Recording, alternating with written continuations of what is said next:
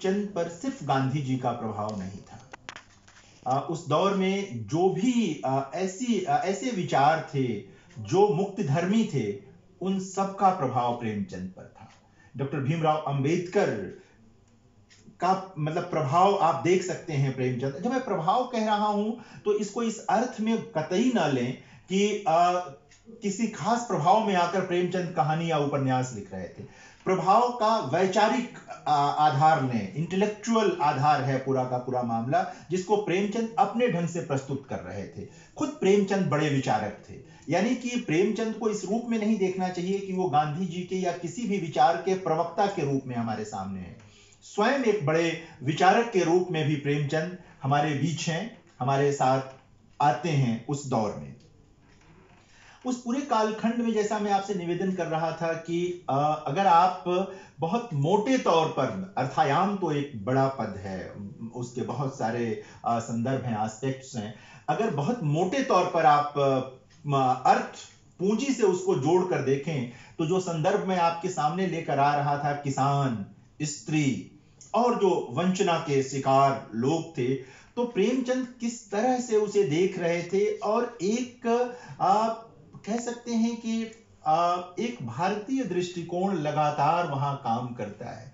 प्रेमचंद जब विचार करते हैं अर्थ को लेकर के, तो वह जो कैपिटलिज्म का पूरा ढांचा है वो उसको एक तरह से अस्वीकार करते हैं। उसमें जो पूंजीवाद का पूरा ढांचा है वो उसको अस्वीकार करते हैं। उनका बहुत प्रसिद्ध लेख है जो सबको पढ़ना चाहिए, महाजनी सभ्यता।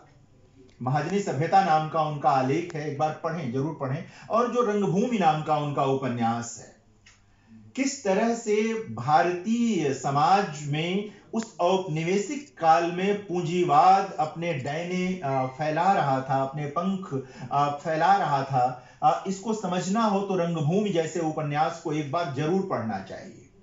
जिन लोगों को लगता है कि प्रेमचंद सिर्फ गांव गिरांव की कहानियां कहते थे, वो लोग पढ़ेंगे तो देखेंगे कि किस तरह कैपिटलिज्म का एक ठोस क्रिटिक प्रस्तुत करते हैं प्रेमचंद, रंगभूमि में लेकर के आते हैं।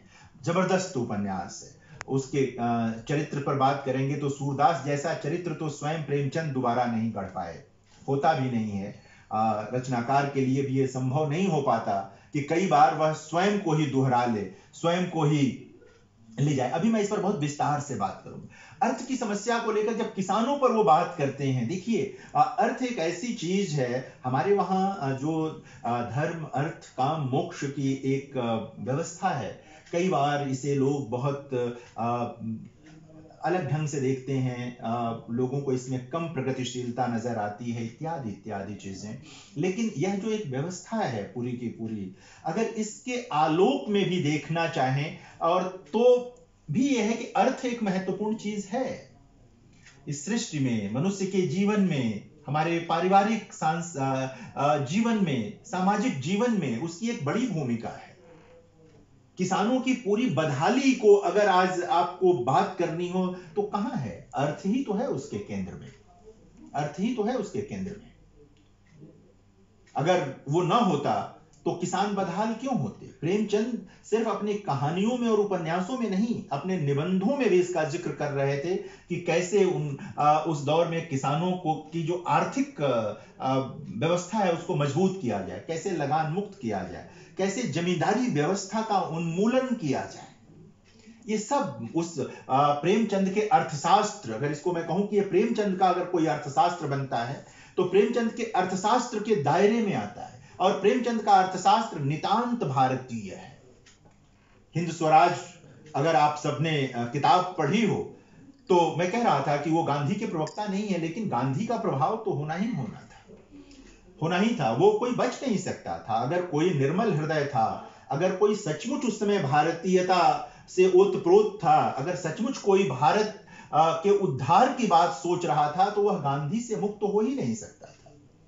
उस गांधी का प्रभाव पड़ना ही पड़ना था, जो प्रेमचंद पे पड़ा उसका प्रभाव। तो प्रेमचंद के अर्थशास्त्र को अगर समझना हो तो कुछ चीजें बहुत मतलब सामान्य तौर पर हमें देखनी होगी। आज जो बहुत दुनिया में भर में लोग बात के जो विचारक हैं उन लोगों ने कहा कि स्त्री और पुरुष के संबंधों में श्रम को आधार होना चाहिए और इस बात को समझना चाहिए कि स्त्री के श्रम, जो घरेलू स्त्री है उसके श्रम का मूल्य क्या होगा। प्रेमचंद ने तो इसको बहुत पहले बहुत सुदृढ़ ढंग से अपने कथा साहित्य में बताया कि एक घरेलू स्त्री के काम का मूल्य क्या है। धर्म अर्थ काम मोक्ष, ये जो एक बड़ी दार्शनिक मतलब व्यवस्था है, उसमें अगर आए तो देखेंगे कि किस तरह से प्रेमचंद स्त्री का पक्ष लेते हुए, सामान्य स्त्री से लेकर के विशिष्ट स्त्री तक का पक्ष लेते हुए ये बात करते हैं। और कई जगह संकेत, ठाकुर का कुआं जैसी कहानी जो मूलतः एक दलित मतलब जीवन से जुड़ी कहानी है, वहां पर भी स्त्रियों का यह प्रसंग, अर्थ का प्रसंग लेकर के वो आते हैं और एक तरह से वहां पितृसत्ता का क्रिटिक उपस्थित कर देते हैं, वो बिना कुछ कहे कर देते हैं। और जब प्रेमचंद ये सब करते हैं मित्रों, मैं बहुत बल देकर कहना चाहता हूं, प्रेमचंद उस भारतीयता का पक्ष लेते हुए ये सब कहते हैं जिस भारतीयता पर हम सबको गर्व है, जो भारतीयता स्त्री की इज्जत करना सिखाती है, वह भारतीयता जो स्त्री की जो सही स्थिति है, वास्तविक स्थिति है, उसकी बात करती है, जो हर प्रकार की वंचना का विरोध करती है। प्रेमचंद जब ये क्रिटिक करते हैं तो दरअसल वो धर्म की आलोचना नहीं कर रहे होते हैं, वो तमाम विद्रूपताओं की आलोचना करते हैं जिसे कम समझने वाले लोग या प्रेमचंद को बदनाम करने वाले लोग अलग ढंग से प्रस्तुत कर देते हैं। प्रेमचंद तो भारतीयता में रचे बसे थे। उस पूरे कालखंड में मैं तो बार बार कहता हूं कि अगर उस दौर में दो व्यक्ति मुझे दिखाई देते हैं जिन पर अंग्रेजी चमक दमक का कोई असर नहीं है, एक तो प्रातः स्मरणीय महात्मा गांधी और दूसरे हिंदी में प्रेमचंद। कोई चमक दमक नहीं है, औपनिवेशिक चमक दमक जिससे लोग लहलोट थे उस दौर में। गांधी के चित्त पर, गांधी ने अपने चित्त से उतार दिया उसको, इंग्लैंड में रह कर आए थे लेकिन सब बिसरा दिया। नितांत भारतीय, एक छोटा सा कपड़ा लपेट कर वो आदमी जिस तरह बनता है। प्रेमचंद, आप उनके प्रेमचंद की कहानियों और उपन्यासों के अलावा प्रेमचंद के हजारों पृष्ठ में फैले अगर जो विचार प्रधान गद्य है उसको देखें तो दिखेगा कि प्रेमचंद किस तरह से हम लोगों की भी कैथारसिस, हम लोगों माने जो उनके पाठक उस दौर में रहे होंगे या आज भी हैं, किस तरह कैथारसिस करते हैं। यह जो अंग्रेजी चमक दमक है, यह जो कैपिटलिज्म और ये जो साम्राज्यवाद है, जो पूंजीवाद और साम्राज्यवाद है, इसकी जो चमक है ये बहुत बेमानी किस्म की है, इससे बचने की जरूरत है। ये प्रेमचंद कर रहे हैं और इसका असर हुआ। रंगभूमि पहला उपन्यास है जहां प्रेमचंद सचेत करते हैं कि अंग्रेज चले जाएंगे, एक समय आएगा जब उपनिवेशवाद खत्म हो जाएगा, लेकिन ये पूंजीपति नहीं जाएंगे। ये एक दरअसल एक नई व्यवस्था है पूरी की पूरी। ये आ गए तो यहीं रच बस जाएंगे नहीं। और फिर जाहिर है कि वही हुआ भी। तो प्रेमचंद बहुत बारीकी से भारत में प्रवेश कर रहे उस पूंजीवाद को पहचानते हैं जो साम्राज्यवाद की कोख से निकला था। आज भी है वो, आज भी हम सब जानते हैं कि पूंजीवाद और साम्राज्यवाद का जो नाभिनाल जो संबंध है वो एक जैसा है, नाभिनालबद्ध है एक दूसरे से। वो एक अलग नए ढंग का साम्राज्यवाद है जो लेकर के अमेरिका आ रहा है, जो तमाम जो इस तरह के देश हैं। चीन का भी जो है जिसे लोग मार्क्सवादी समझते हैं, दरअसल वह भी पूंजीवाद का एक नया रूप है और सिर्फ एक आवरण है, वहां भी पूंजीवाद का एक नया रूप। प्रेमचंद भारतीय जन मन को समझते हुए इस पूंजीवाद की आलोचना कर रहे थे, महाजनी सभ्यता जैसा लेख लिख रहे थे। कितने विजनरी थे प्रेमचंद, अब समझ में आता है। एक आदमी, एक नॉर्मल स्कूल का अध्यापक, एक बहुत साधारण जिंदगी जीने वाला। कभी सोचिएगा कि प्रेमचंद अपने जीवन में भी, देखिए वो ऐसा नहीं है कि बहुत अमीर आदमी थे, बहुत साधारण व्यक्ति थे वो, लेकिन उस दौर में बंबई, तब का बंबई आज का मुंबई, उस दौर में उन्हें जो तथ्य हैं वो बताते हैं कि 10,000 रुपए का ऑफर था वहां रहने के लिए और लिखते रहने के लिए, लेकिन वो छोड़कर चले आए, नहीं मन रमा उनका। क्योंकि वो पूंजीवाद का एक नया तंत्र था जिसकी वो लगातार आलोचना कर रहे थे, और वहीं से लौट करके उन्होंने महाजनी सभ्यता जैसा निबंध भी लिखा था। वो एक नई वो चीज समझ रहे थे कि एक है ये, और लौट करके उन्होंने गोदान जैसी कृति लिखी। हम सब उससे परिचित हैं, और उसके बिना भारतीय साहित्य की कोई चर्चा नहीं हो सकती है। तो मैं निवेदन ये कर रहा था मित्रों कि प्रेमचंद का जो अर्थशास्त्र है वो कितनी जगह काम करता है। सबसे पहले मैं स्त्रियों की बात कर रहा था, मैं वहीं से बात करूं। गबन हिंदी का पहला ऐसा उपन्यास है जहां पर पति की संपत्ति में पत्नी के अधिकार की बात करते हैं प्रेमचंद।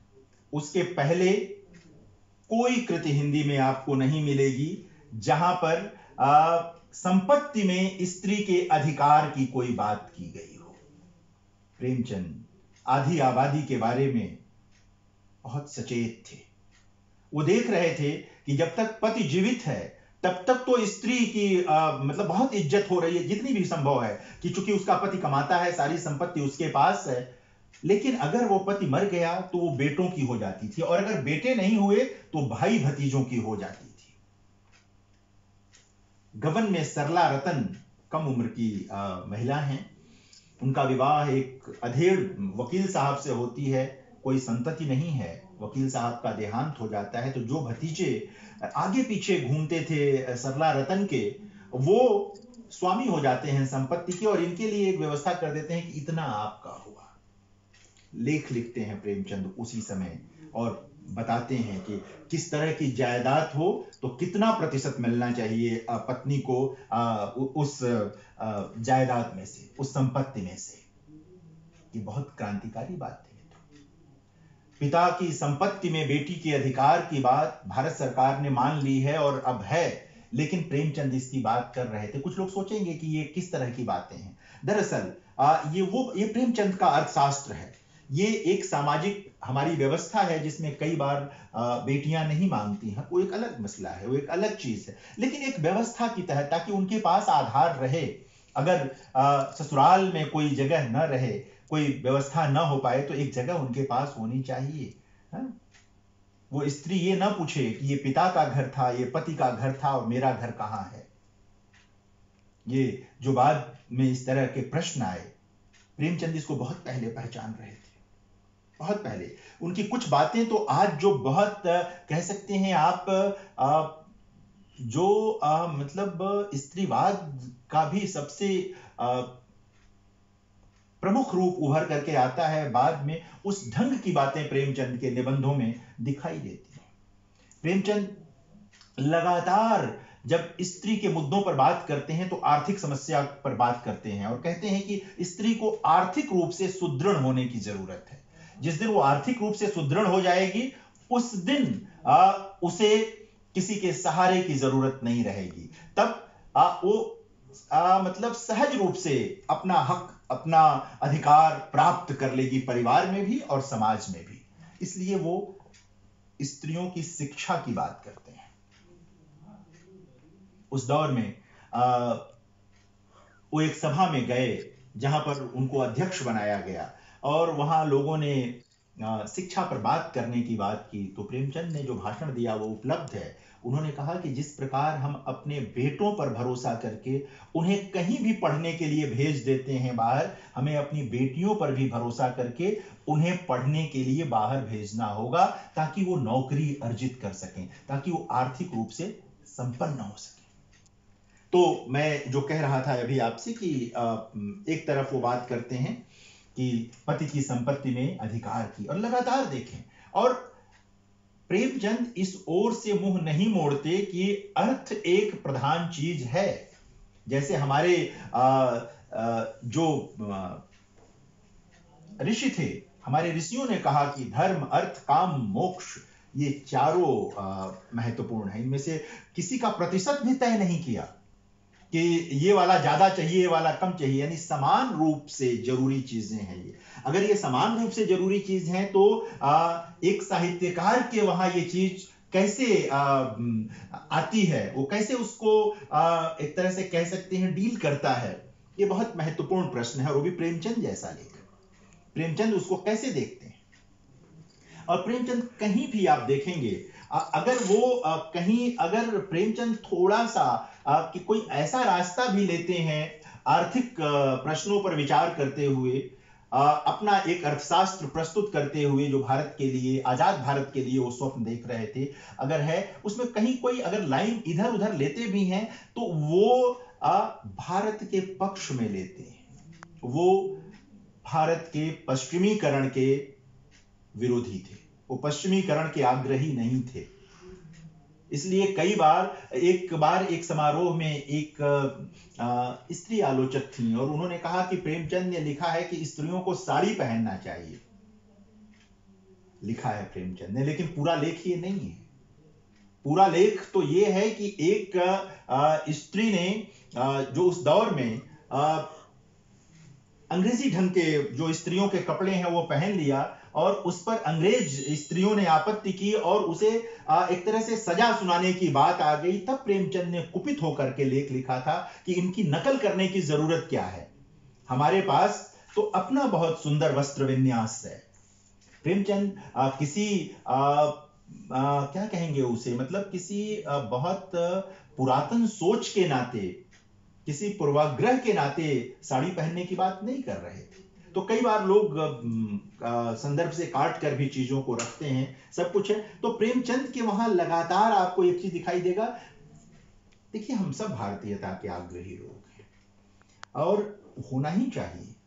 अगर जमीन हमारी तो भारत ही है ना, वही तो हमारे पांव हैं। सारा अंतरराष्ट्रीयतावाद अपनी जगह है, लेकिन अगर अपनी जमीन सुदृढ़ नहीं है तो कोई अंतरराष्ट्रीयतावाद नहीं चलेगा। हम तो वसुधैव कुटुंबकम की बात करते हैं, प्रेमचंद भी करते थे। ये भूमंडलीकरण तो बहुत बाद में आया जब विश्वग्राम बन गया। हमारे वहां तो यह अवधारणा हजारों साल से है जिसकी प्रेमचंद बात करते हैं। इसलिए प्रेमचंद के पूरे लेखन में आपको एक उदारता दिखेगी। यह उदारता भारतीय जीवन मूल्य से प्रेमचंद ने ग्रहण किया है। यह उदारता ऐसे नहीं आ गई प्रेमचंद के वहां। ये आर्थिक प्रश्नों पर भी जो बात वो कर रहे हैं, ये भारतीय जीवन मूल्यों से ही चीजों को निकाला है प्रेमचंद ने। आप देखें, प्रेम थोड़ा सा संदर्भ से अलग, प्रेमचंद ने कालिदास पर लेख लिखा है और इस बात पर क्षोभ व्यक्त किया कि अब भारत के लोग नहीं, विदेशी लोग कालिदास को ढूंढ कर निकाल रहे हैं। वो निबंध पढ़ने लायक है, देखने लायक है। तो प्रेमचंद का जो अर्थशास्त्र है, चूंकि समय बहुत ज्यादा नहीं होगा इसलिए मैं थोड़ा थोड़ा संदर्भ, स्त्रियों को लेकर के बहुत तरह के संदर्भ हैं। कम से कम अकेले मतलब एक पूरा लेक्चर या 2 लेक्चर सिर्फ स्त्री से संबंधित जो प्रेमचंद के आर्थिक विचार हैं, आधी आबादी को लेकर है, उस पर हो सकता है कि किस तरह से एक एक पहलू पर वो विचार करते हैं, एक एक पहलू पर विचार करते हैं। और याद रखना चाहिए कि धनिया जैसा एक बहुत महत्वपूर्ण और मजबूत चरित्र प्रेमचंद अपने वहां सृजित करते हैं। होरी उतना मजबूत चरित्र नहीं है, वो ढुलमुल है, कमजोर है, लेकिन धनिया बहुत मजबूत चरित्र है। कुछ ही चरित्र है, मतलब धनिया जैसा कोई चरित्र प्रेमचंद के वहां अगर कहीं ढूंढने जाएंगे तो पीछे पूस की रात में मुन्नी मिलेगी, जिसका एक तरह से विकास होकर आता है। और पूस की रात की याद आई। देखिए अर्थशास्त्र का क्या मामला है कि किस तरह से जो पूंजीवाद आया था, प्रेमचंद उसको कैसे समझ रहे थे और सामंतवाद की कैसे आलोचना कर रहे थे। उसकी रात को इस रूप में भी देखना चाहिए। प्रेमचंद किसान के मजदूर बन जाने को बुरी बात मानते थे, लेकिन प्रेमचंद ने कहा कि ये जो सामंतवाद है वो किसान को किसान नहीं रहने दे रहा है, और ये जो पूंजीवाद आया है वो उसे मजदूर बना देने पर तुला हुआ है और बन जाता है। उसकी रात का जो है वो नीलगायें चर जाती हैं उसका पूरा खेत, और वो सोचता है कि चलो अब इससे मुक्ति मिली, मजदूरी करेगा। ये जो उस पूरे दौर में किसानों के मजदूर बनने की त्रासदी थी, प्रेमचंद इसको कर रहे थे, और ये पूरा का पूरा मामला उस अर्थशास्त्र से जुड़ा हुआ है। आप इसको उससे अलगा कर नहीं देख सकते। ये जो एक पूंजीवाद का दबाव था और जो सामंतवाद की जकड़न थी, इसके बीच में किसान परेशान था। सामंतवाद के अपने जीवन मूल्य, शोषण, अर्थ वहां भी है, पूंजीवाद के आज काम किया, मिल गया, काम चल गया। इसलिए कई लोग पूंजीवाद को सामंतवाद से प्रगतिशील व्यवस्था मानते हैं, सोचते हैं कि वो उसकी अगली कड़ी के रूप में है। खैर, मैं आज इस पर बात नहीं करूंगा। तो प्रेमचंद के वहां लगातार चलेगा। प्रेमचंद के अर्थ मतलब उसको समझें तो गोदान में जो चर्चाएं हैं, लगान की जो चर्चा है, प्रेमाश्रम में जाकर के देखेंगे जो लगान की पूरी व्यवस्था है, किस तरह उसका क्रिटिक प्रस्तुत करते हैं प्रेमचंद, कभी उसको देखना चाहिए। प्रेमचंद हिंदी के पहले लेखक थे जिन्होंने ये सवाल खड़ा किया कि सरकार और किसान के बीच में इस जमींदार वर्ग की क्या जरूरत है। ये उनके अर्थशास्त्र का सवाल था, ये उनकी सामाजिक व्यवस्था का सवाल था, एक तरह का सांस्कृतिक प्रश्न भी था, क्योंकि एक बीच में व्यवस्था जो बन गई थी वो चीजों को बिगाड़ रही थी। ये जब देवी दिन खटिक गवन में बाद के दिनों में प्रश्न करता है उपन्यास में कि बाबू जब तुम स्वराज का नाम लेते हो तो तुम्हारे मन में क्या आता है? तुम भी पहाड़ों की हवा खाओगे, मोटरों से चलोगे, बड़ी बड़ी तलब लोगे, अभी जब तुम्हारा राज नहीं है तब तो तुम खून चूस रहे हो। कहने का उसका आशय कुछ इस तरह का ही है। और जब तुम्हारा राज आ जाएगा तो तुम क्या करोगे? यह सवाल भी प्रेमचंद के अर्थशास्त्र का सवाल है कि आजाद भारत में संपत्ति की जो व्यवस्था होगी, जो भौतिक संसाधनों की व्यवस्था होगी, वो क्या होगी? क्या वह भी मुट्ठी भर लोगों के हाथ में रहेगी, या जिसे रियाया कहते रहे हजारों साल से, ये जो वंचित लोग हैं, क्या उनकी कोई हिस्सेदारी बनेगी? उसमें बन रही है। आप देखें, आज के भारत में देखें आप, तो ये प्रेमचंद के अर्थशास्त्र के अनुकूल हैं चीजें। यानी कि प्रेमचंद किस कदर मतलब यहाँ के लोगों के बारे में विचार कर रहे थे। कोई बहुत वो अर्थशास्त्र का कोई सिद्धांत बाहर का नहीं लगा रहे थे। वो वही गांधी का जो चित्त है, एक उसका विस्तार, गांधी के चित्त का जो विस्तार है वो प्रेमचंद की तरफ बढ़ता है। उसमें डॉक्टर भीमराव अंबेडकर भी आते हैं, उसमें उस दौर के बाहर के भी कुछ जो विचारक हैं जिनके नाते कुछ बल मिल सकता था, वो भी उसमें शामिल होते हैं। किसानों की ओर बढ़ते हुए कई मसलों पर बात करते हैं प्रेमचंद। प्रेमाश्रम में ही दो मॉडल लेकर के वो आते हैं। एक तो शोषण का जो पूरा मॉडल चल रहा था, वो उसकी जो त्रासदी है उसको दिखाते हैं। समानांतर एक व्यवस्था लेकर आते हैं जहां पर चीजें बेहतर होंगी। वो प्रेमाश्रम की अवधारणा ही इसी पर टिकी हुई है। हालांकि वो मॉडल सक्सेस नहीं हो सकता था, वो हुआ भी नहीं। स्वयं प्रेमचंद उससे बहुत आगे निकल गए। लेकिन किसानों की समस्या को लेकर, वो उनकी सामाजिक और आर्थिक दोनों तरह की समस्या को लेकर हिंदी में पहला ऐसा उपन्यास है जो संश्लिष्ट किस्म का उपन्यास है। वो बहुत आदर्शवादी किस्म का ही उपन्यास नहीं है। उसमें बलराज जैसा चरित्र प्रेमचंद ने सृजित किया जो थोड़ा क्रांति मना है, जो किसानों के बारे में बड़े क्रांतिकारी ढंग से विचार करता है। उसमें कई तरह की बहसें हैं। उसमें जमींदार घर की स्त्रियों की आंख से ही शोषण की जो पूरी व्यवस्था है उसका चित्रण करते हैं प्रेमचंद। जाहिर है कि लेखक की अपनी शैली होती है कथा कहने की, कहानी कहने की, वो प्रेमचंद करते हैं। लेकिन लब्बो लुबाब पूरा यह है कि प्रेमचंद एक ऐसा अर्थशास्त्र देना चाहते थे भारत को जो यहाँ के साधारण लोगों के काम आए। ऐसा अर्थशास्त्र नहीं जो मुट्ठी भर कैपिटलिस्ट पैदा करे, जो मुट्ठी भर पूंजीवादी पैदा करे। ऐसा अर्थशास्त्र जो सबके अधरों पर हंसी लाए, जो किसान, जो श्रम से शिथिल पड़े किसान हैं, मजदूर हैं, उनके अधरों पर भी हंसी लाए। हालांकि वो व्यवस्था उस कदर नहीं हो पाई है आज तक। साहित्यकारों के सपने इतनी आसानी से कहाँ फलीभूत होते हैं, लेकिन सपना तो है। प्रेमचंद को जो लोग ये सोचते हैं कि सिर्फ वो कुछ सामाजिक समस्याओं की बात करते हैं, गंभीरता से पढ़ें। जितनी सामाजिक समस्याएं हैं लगभग वो आर्थिक समस्याओं को उसी ढंग से डील करते हैं, हर जगह। उसके बिना बात होती नहीं, क्योंकि प्रेमचंद जानते थे कि इसके बिना बात होगी नहीं। आप देखें, गोदान को अगर समझना हो तो कैसे समझेंगे? बेटी की बेमेल शादी हो गई है, बेटी का बेमेल विवाह हो गया है और उऋण होना चाहता है होरी। उसे चौराहे पर खड़ा होकर लगता है कि लोग उस पर थूक रहे हैं लोग उस पर, और उससे उऋण होने के लिए वो काम करता है। रस्सी, पहले तो मिट्टी वगैरह का काम करता है, फिर रस्सी बीनने का काम करता है, जहां से 20 आने उसके पास बचे हुए हैं, और जिससे गोदान हो जाता है। लेकिन समस्या तो आर्थिक है ना। अगर पैसा होता होरी के पास तो उसे अपनी बेटी की बेमेल शादी की जरूरत तो नहीं पड़ती। अगर सरला रतन के पिता के पास पैसा होता तो अधेड़ वकील साहब से विवाह तो नहीं होता।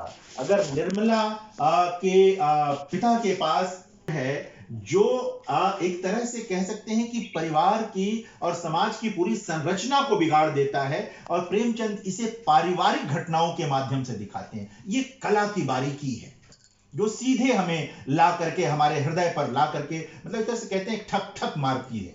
अगर प्रेमचंद किसी वायवीय ढंग से ये बात कहते तो असर नहीं करती, लेकिन निर्मला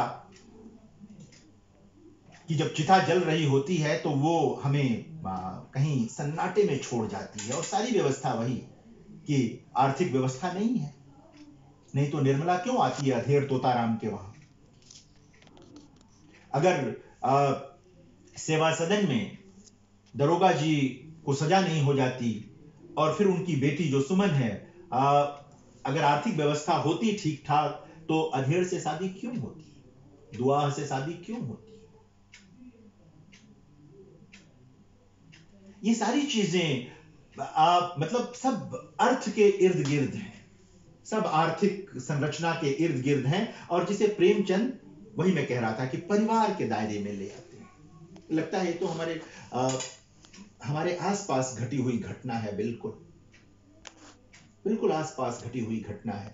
आपका कोई अपरिचय नहीं लगता। सुमन आपको पहचानी हुई लगती है, निर्मला आपको पहचानी हुई लगती है, इतने वर्षों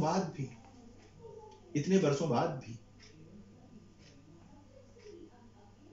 प्रेमचंद जो सामने की, ऐसी स्त्रियों की जो सामने से आ रही हंसी है, उसके पीछे की पीड़ा का आख्यान रचते हैं, और अपनी इसी आर्थिक जो समझ है उसके आधार पर वो आख्यान रचते हैं उस पीड़ा का।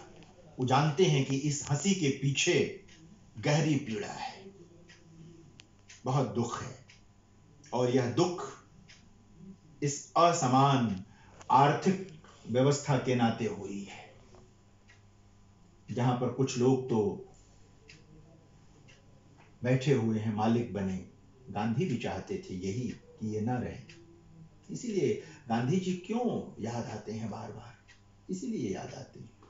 वो कोई बड़ी बड़ी बात नहीं करते, वो हमारे समाज की संरचना को समझते हैं, वो हमारे परिवार की संरचना को समझते हैं, बहुत हद तक हमारे मनों की संरचना को समझते हैं, इसलिए इसके अनुरूप वो एक आर्थिक व्यवस्था हमें देना चाहते थे। छोटे छोटे उद्योगों की बात करते हैं, प्रेमचंद भी करते हैं इसकी बात।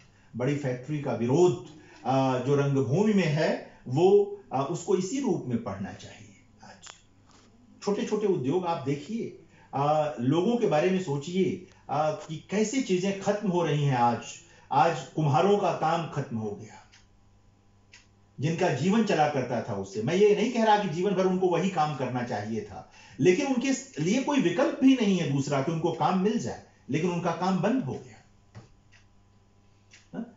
बहुत सारे काम, हाथ से जो बेना डुलाया जाता था, बहुत सारी चीजें इस तरह की, जो बहुत सारे जो घरेलू, मैं आपको कुटीर उद्योग की बात नहीं कर रहा, मैं तो ऐसी चीजों की बात कर रहा हूं जो बहुत ग्रामीण स्तर पर चीजें होती थी, वो खत्म हो गई, और आज उन लोगों के वहां खाने के लाले हैं, भोजन नहीं है उन लोगों के पास। प्रेमचंद इसको समझ रहे थे उस दौर में, गांधी जी भी इसको समझ रहे थे। आप में से जो तमाम लोग ग्रामीण पृष्ठभूमि के होंगे, वो जानते होंगे ऐसी चीजों को जो बहुत तेजी से ये खत्म हुई हैं चीजें समाज में। प्रेमचंद की अर्थव्यवस्था में इन चीजों के लिए बहुत जगह थी, और यह जगह जाति केंद्रित नहीं थी। यह जगह एक तरह से कह सकते हैं कि आज की भाषा में स्किल केंद्रित थी, कि जिनके पास यह स्किल है वो उससे अपना जीवन जी सकते थे। यह स्किल का मामला है प्रेमचंद के लिए, जाति का मामला नहीं है प्रेमचंद के लिए। वो उसका लगातार विरोध करते हैं, चीजों को जाति से नहीं तय करते प्रेमचंद कि किसी जाति के नाते उसको ये काम करना है। स्किल है, उस स्किल को बचाने की बात करते हैं प्रेमचंद। ये उनकी अर्थव्यवस्था के भीतर आने वाली चीज है। आज देखें हम लोग कितने बड़े बड़े मैनेजमेंट की पढ़ाइयां और तमाम चीजें करते हैं और कर रहे हैं, सारी चीजें हैं। कभी सोचें छोटे छोटे मैनेजमेंट के बारे में सोचें, किसानों के मैनेजमेंट के बारे में सोचें, गृहिणियों के मैनेजमेंट के बारे में सोचें। प्रेमचंद इस पर बात करते हैं। यह जो प्रबंधन है, गृह प्रबंधन है, अब तो इन पर कोर्स बन गए हैं, पाठ्यक्रम बन गए इन पर, हम विश्वविद्यालयों के लोग हैं।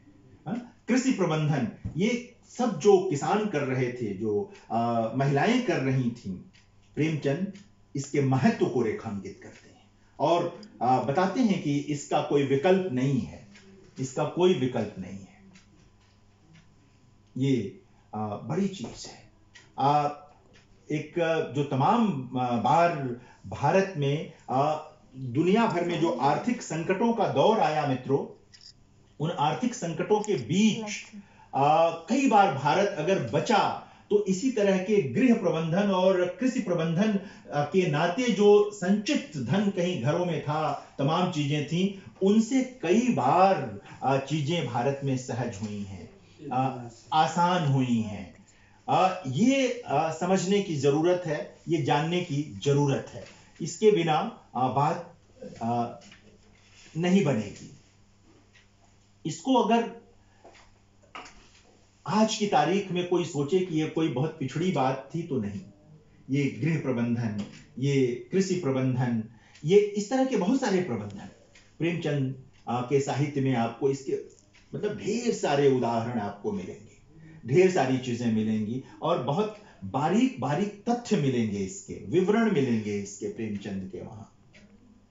ऐसा नहीं कि सिर्फ सूचना भर चली जाती है। और लगातार जब प्रेमचंद विचार करते हैं नहीं अपने बाद के दौर की कृतियों में, गोदान में तो बाकायदा मतलब एक तरह से देखें तो खन्ना वगैरह का जो पूरा चरित्र है, अब वो पूंजीवादी व्यक्ति का ही चरित्र है, उसको लेकर आते हैं अपने वहां। राय साहब जो है वो जमींदार हैं, सामंतवाद के प्रतीक के तौर पर हैं, तो जो ये व्यवस्था थी, सारी चीजें थी, वो वहां पर लगातार दिख रही थी। एक चीज और भी प्रेमचंद के वहां है। प्रेमचंद जो कई तरह के वैमनस्य देख रहे थे समाज के बीच भारत में, उसके पीछे भी कहीं ना कहीं वो आर्थिक कारणों को देखते और समझते हैं। उनको लगता है कि एक बड़ा कारण इस वैमनस्य के पीछे आर्थिक असमानता है, और वो कि कुछ लोग तो हासिल कर लेते हैं, कुछ लोग नहीं कर पाते। कुछ लोग पीढ़ी दर पीढ़ी, सवा सेर गेहूं जैसी कहानी आपने पढ़ी होगी आप सबने, कि कैसे लगातार ये जो ब्याज का, जो कर्ज का मामला है, ये जो ब्याज का मामला है, कैसे वो पीढ़ी दर पीढ़ी ट्रांसफर करके ये जो लोग हैं, इस तरह के व्यवस्था वाले जो ब्याज देने वाले लोग उस दौर में होते थे, कैसे वो लोग लगातार पीढ़ी दर पीढ़ी शोषण करते थे किसानों का, मजदूरों का। इसको प्रेमचंद पहली बार हिंदी में डिकोड करते हैं, पहली बार इसे दर्ज करते हैं प्रेमचंद कि यह शोषण की जो व्यवस्था है, यह जो पूंजी की एक व्यवस्था है, यह बहुत नुकसानदेह है भारत के लिए, हमारे समाज के लिए। भारत माता की आत्मा इससे कराहती है, वो प्रसन्न नहीं होती।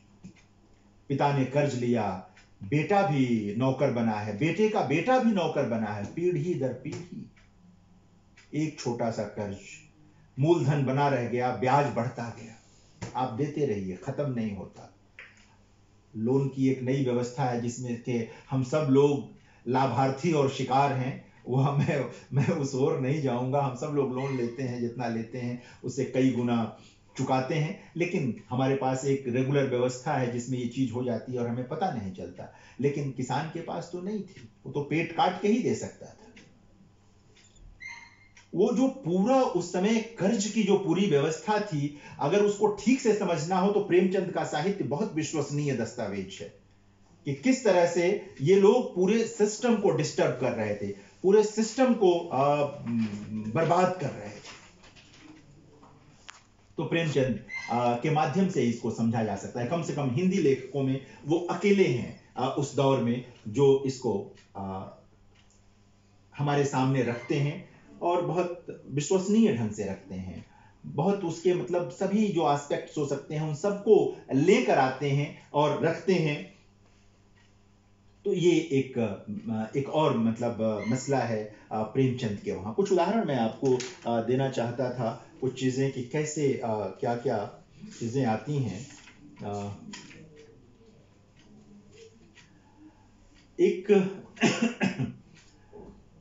उस दौर में जब प्रेमचंद थे तो उस दौर में राव कृष्णपाल सिंह ने एक क्या कहते हैं प्रस्तुत किया था, एक अपना बिल प्रस्तुत किया था और उस पर प्रेमचंद ने एक निबंध लिखा था। उस दौर में किसानों का कर्जा नाम से एक निबंध लिखा था प्रेमचंद ने। उस निबंध में 5 बातें प्रेमचंद करते हैं। आप देखें कि प्रेमचंद कैसे समझते हैं उस पूरे दौर को और उनका जो उनकी जो आर्थिक समझ थी वो किस प्रकार की है। उचित मात्रा में लगान घटा दिया जाए, लगान माफी या किस्तबंदी का तरीका चलाया जाए, भूमि कर जमींदार की वास्तविक वसूली के हिसाब से लगाया जाए, न कि उसकी वसूली की संभावना पर। प्रेमचंद सिर्फ किस्सागो नहीं थे।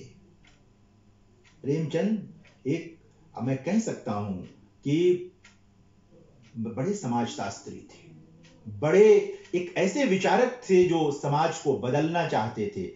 इसीलिए वो कह पाए, ये उनके कहने का निचोड़ था जो 1936 में उन्होंने कहा कि साहित्य जो है वो चेतना जगाने का काम करता है। साहित्य का काम सोए हुए लोगों को जगाना है, मनोरंजन करना उसका काम नहीं है, और राजनीति के आगे चलने वाली मसाल है। यानी कि एक तरह से भले ही दर्शन न हो साहित्य, लेकिन साहित्य को वह दर्शन या विचार देना चाहिए जिसके आलोक में राजनीति का मार्ग प्रशस्त हो, राजनीति आगे बढ़े। ये प्रेमचंद कह रहे थे। उसी व्याख्यान में प्रेमचंद एक बात और भी कहते हैं, आध्यात्मिक शांति मिलनी चाहिए साहित्य से। और आध्यात्मिक शांति कब मिलती है? जब आपका वही धर्म अर्थ काम मोक्ष का मोर्चा पूरा हो। कोई भी एक मोर्चा अधूरा होगा तो आध्यात्मिक शांति नहीं मिलेगी। तो जब प्रेमचंद की व्याख्या करें तो इस ढंग से देखने की जरूरत होती है। दूसरी बात वो कहते हैं, नहर का रेट इतना घटा दिया जाए कि सबके लिए आब पासी सस्ती पड़े। आब पासी माने पानी लेना जो है वो सस्ता पड़े उनके लिए, वो एक चीज आ जाए। आजकल की तरह केवल अमीरों के लायक ही न हो। इतना कलेजा रहा होगा प्रेमचंद में, बहुत सहना पड़ा प्रेमचंद को उस दौर में। लोगों ने प्रेमचंद के खिलाफ उस दौर की बड़ी पत्रिकाओं में लिखा। इस की तरह का सोशल मीडिया होता तो लोग तो लठ लेके उनके पीछे पड़े थे। वो सब लोग पूरी योजना बना करके मतलब शायद और भी हताहत करते प्रेमचंद को। लेकिन उस दौर में लेख लिखे गए प्रेमचंद के, और प्रेमचंद ने जवाब लिखा, क्या हम लोग वास्तव में राष्ट्रवादी हैं? 3 निबंध हैं प्रेमचंद के, मित्रों जरूर पढ़िएगा आप लोग। क्या हम वास्तव में राष्ट्रवादी हैं? प्रेमचंद उस दौर में सवाल करते हैं कि आप लोग ये जो छोटी छोटी बातें करते हैं और कहते हैं कि राष्ट्रवादी हैं। राष्ट्रवादी तो वह व्यक्ति है ना जो इस देश के हर व्यक्ति के बारे में सोचे, खासकर वंचितों के बारे में सोचे, स्त्रियों के बारे में सोचे। यह विभाजन करके, जातियों की श्रेष्ठता तय करके आप नया भारत नहीं बना सकते। ये प्रेमचंद उस दौर में कह रहे थे। पढ़िए तीनों, क्या हम वास्तव में राष्ट्रवादी हैं, इन निबंधों को पढ़िए। और जमींदारों को उनकी जिम्मेदारी सिखलानी चाहिए तथा जायज वसूली से अधिक वसूली करने की आज्ञा उन्हें नहीं दी जानी चाहिए। किसानों का मौजूदा कर्जा जहां तक हो काट दिया जाए और कानून बनाकर सूद की दर तय कर दी जाए, ब्याज की दर तय कर दी जाए, साहूकारों को बही खाता रखने के लिए बाध्य किया जाए तथा कि उन्हें केवल किसान को खरीद लेने के लिए रुपया देने से रोका जावे।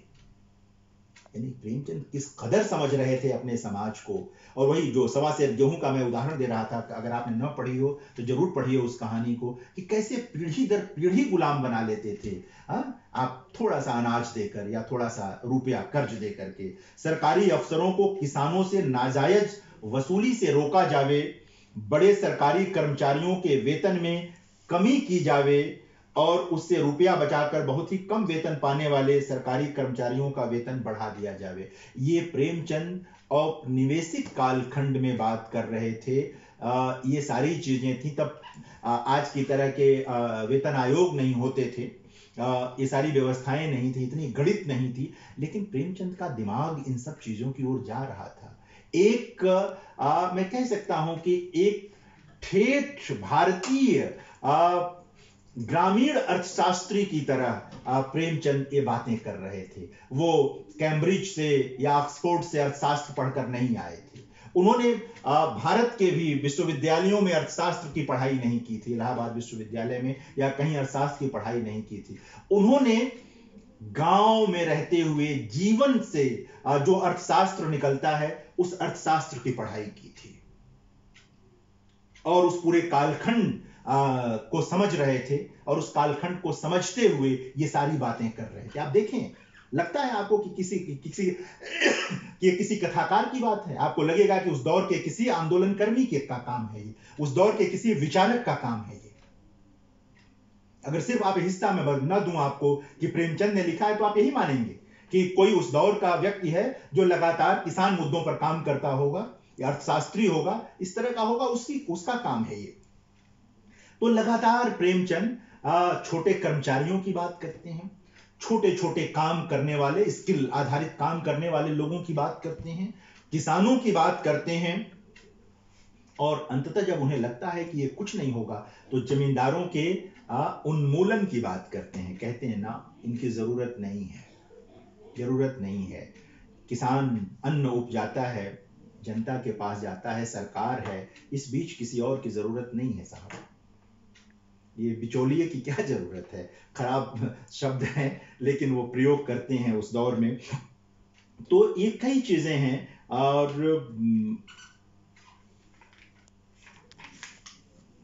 कई मतलब उपन्यासों के बीच से अगर मैं आपके लिए कुछ उद्धरण पढ़ूं तब भी एक और था कि कर्मभूमि जो उनका उपन्यास है उसमें भी लगानबंदी आंदोलन की बात करते हैं। तो मित्रों, इसे मैं आप लोगों के साथ शेयर करूं कि 1929 में विश्वव्यापी आर्थिक संकट आया था, आर्थिक मंदी आई थी। उस आर्थिक मंदी का एक तरह से कह सकते हैं कि रिफ्लेक्शन है इस उपन्यास में, जो लेकर के प्रेमचंद आते हैं कर्मभूमि में। और किसानों पर उसका दुष्प्रभाव पूरी दुनिया में पड़ा था, उस आर्थिक मंदी का। पूरी दुनिया में किसान उस आर्थिक मंदी के शिकार हुए थे। तो प्रेमचंद लेकर आते हैं और लगानबंदी की बात करते हैं और एक तरह से उसके आलोक में, उस लगानबंदी के आलोक में, वो जो पूरा दमन चक्र है अंग्रेजों का भी और जमींदारों का भी, वो उसको प्रश्नांकित करते हैं, उस पर सवाल खड़ा करते हैं। जो होरी है ना, वो एक गीत गाता है गोदान उपन्यास में, हिया जरत रहत दिन रैन। जो आदमी अन्न उपजाता है, जिसके उपजाए अन्न को चाहे जिस भी भांति हम अपने तक ले आते हैं, खाते हैं, वह आदमी यह गाने के लिए विवश है कि हिया जरत रहत दिन रैन। चैन नहीं है उसके पास। स्त्रियों की बात सोचिए, गोस्वामी जी कह गए कि पराधीन सपने हो सुख नाही, कतविद सृजी नारी जग माही, पराधीन सपने हो सुख नाही। इससे महान पंक्ति स्त्री की पराधीनता पर किसी ने नहीं कही। तुलसीदास की और चाहे जिन कारणों से जितनी आलोचना कीजिए, लेकिन स्त्री की पराधीनता पर इससे मार्मिक पंक्तियां तो किसी ने नहीं कही कि कतविद सृजी नारी जगमाही, पराधीन सपने हो सुख नाही। पराधीनता में, सपने में भी आप सुख की कल्पना नहीं कर सकते। ये किसानों के साथ भी लागू हो रहा था, किसानों पर भी उसी तरह लागू था, मजदूरों पर लागू था। इसलिए जब प्रेमचंद स्वाधीनता की एक संकल्पना लेकर हमारे सामने आते हैं तो सबसे पहली संकल्पना तो यही है कि हमारे भारत माता की स्वाधीनता, यानी कि एक उपनिवेशवाद से हमारी स्वाधीनता हो। जो दूसरी अवधारणा है वह जमींदारी उन्मूलन और जमींदारों से किसान की मुक्ति का मामला है, स्वाधीनता का मामला है। पितृसत्ता से स्त्रियों की स्वाधीनता का मामला है। जो जमींदारी और नई पूंजीवादी व्यवस्था है उससे मजदूरों की स्वाधीनता का मामला है। जो पूरी एक कह सकते हैं जाति श्रेष्ठता के क्रम को तोड़ते हुए जाति व्यवस्था से मुक्ति, स्वाधीनता का मामला है। यानी प्रेमचंद की जो सामाजिक संकल्पना है, प्रेमचंद का जो अर्थशास्त्र है, वो उसके कई कई कोण हैं, कई कई दिशाएं हैं। हाँ, इसीलिए वो अपने मृत्यु के इतने वर्षों बाद भी हमारे लिए प्रासंगिक हैं। मृत्यु के इतने वर्षों बाद भी हमें बहुत करीब जान पड़ते हैं। अपरिचय नहीं लगता हमें, अपरिचय नहीं लगता हमें। हाँ, लगता है जैसे कोई हमारी ही बात कर रहा है। थोड़ा पुरानी हो सकती है बात, लेकिन कई बातें तो बिल्कुल नई जान पड़ती हैं, कई बातें तो बिल्कुल आज की बातें लग पड़ती हैं। तो ये तमाम चीजें हैं। पानी लेने से रोक दिया जाता था उस दौर में, किसानों को लगान नहीं दे पाए तो तालाब का पानी रोक देते थे लोग, नहीं ले सकते किसान, नहीं उठा सकते पानी। ये सारी चीजें उस दौर में हैं प्रेमचंद के वहाँ। ये मैं कुछ उदाहरण आपको ये देना चाहता था ताकि ये चीजें आपके सामने आ जाएं और आप देखें। मैं कह रहा था कि बहुत तरह के जो वैमनस्य और बहुत तरह की जो चीजें हैं वो भी हैं उस दौर में। उन्होंने जो तमाम दलित और स्त्री विषयक विचारों को लेकर के जो विचार किए, उन्हें भी बार बार देखने की जरूरत है, हो सकती है। उनके तमाम प्रसंगों पर बात हो सकती है। मैं चाहता हूं अगर आप लोगों के कुछ प्रश्न हो तो हम लोग उन पर बातचीत कर सकते हैं। सर।